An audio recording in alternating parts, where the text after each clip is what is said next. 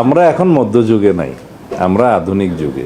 প্রকাশ্যে এই ধরনের অপরাধীদের শাস্তিটা প্রকাশ্যে এক্সিকিউট করার জন্য বিভিন্নভাবে দাবি উঠছে, যদিও বা এটা অনেক ক্ষেত্রে সমর্থনযোগ্য নয়, কিন্তু আমরা এখন মধ্যযুগে নাই, আমরা আধুনিক যুগে।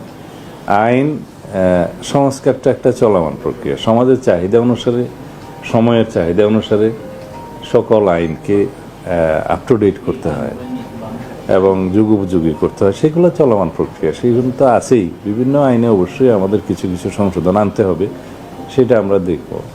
আবার কিছু কিছু ক্ষেত্রে এটাও চিন্তা করতে হয় যে খুব সংক্ষিপ্ত বিচারের মাধ্যমে আবার অবিচার করা হচ্ছে কিনা, বা এমন কিছু হয় যে আমরা খুব কঠোরতম আইন প্রণয়ন করলাম, প্রয়োগের ক্ষেত্রে সেটা আবার মিসইউজ হচ্ছে কিনা, অপব্যবহার হচ্ছে কিনা, এগুলো সবগুলো লক্ষ্য রাখতে হয়।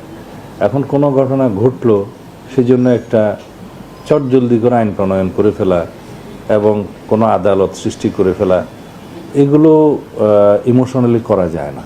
এটা বৃহত্তর ক্যানভাসে দেখতে হয়।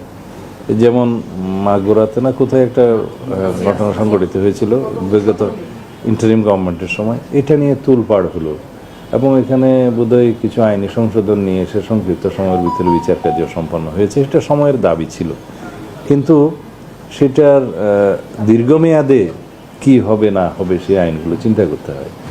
শিশু ধর্ষণের ক্ষেত্রে আদালত প্রতিষ্ঠা করা হলো, একটা ট্রাইব্যুনালের করা হলো। দেখা গেল সেই একই এখতিয়ার নারী ও শিশু আদালতে দেওয়ার মতো বিধান করা যায়।